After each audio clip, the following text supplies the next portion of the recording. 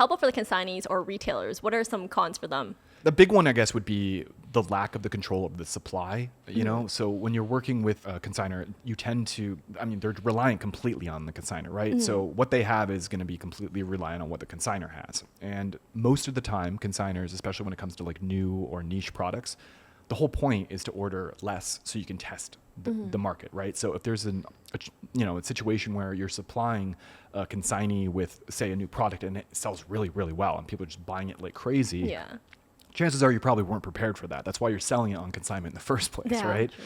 So there's a big chance that retailer is now going to face stockouts because they can't get what they need from the consignor anymore. And stockouts are never good, right? They're always bad for, your reputation as a retailer and just lost sales in general, right? It's opposite of dead stock. Yeah, exactly.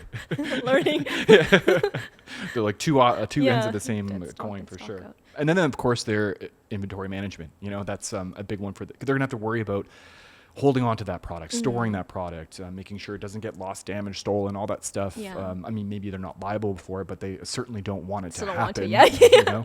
So like those things are the big ones that they're going to have to worry about as a consignor.